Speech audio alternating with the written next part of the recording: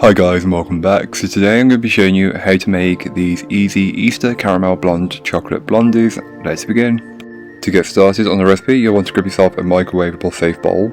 Then add in your white chocolate and your blonde chocolate, followed by the butter. Then melt them on 30-second bursts until you have a mixture that looks something like this. I did mine for around 1.5 minutes and that's when it got to the right consistency. Give it all a good whisk together, and just to ensure that it's fully smooth. Once it's fully smooth, you can then go ahead and add in the light brown sugar and mix this in until it's fully incorporated.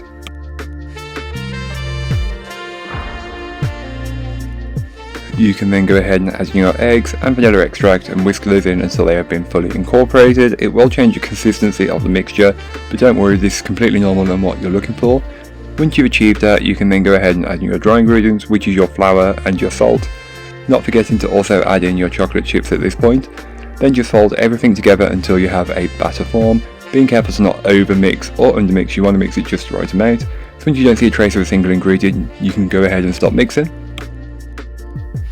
Then grab yourself an 8 by 8 inch square baking pan which has been lined with some parchment paper, and pour all of that blondie batter into it. Get in as much from the bowl as possible, so using a spatula to ensure that. Level it out as best as you possibly can.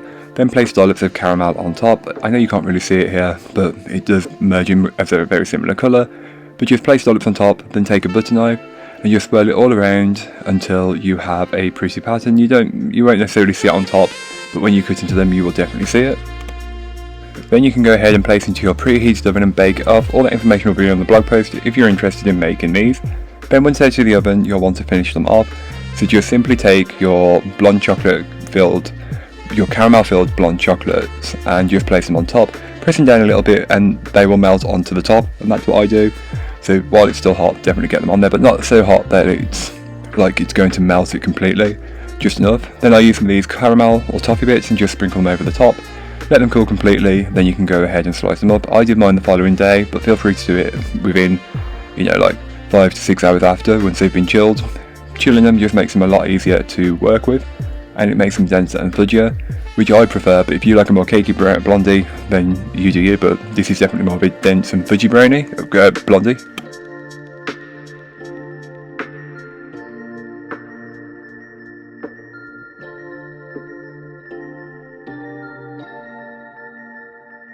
So thank you so much for watching. I hope you enjoyed. If you did, don't forget to like, comment and subscribe for more from me, and I'll be back again soon with another recipe, so join me then. In the meanwhile, don't forget to check out the description. There'll be a link to this recipe, a link to my blog and links to my social medias. But that's all for today. I hope you enjoyed. Bye guys.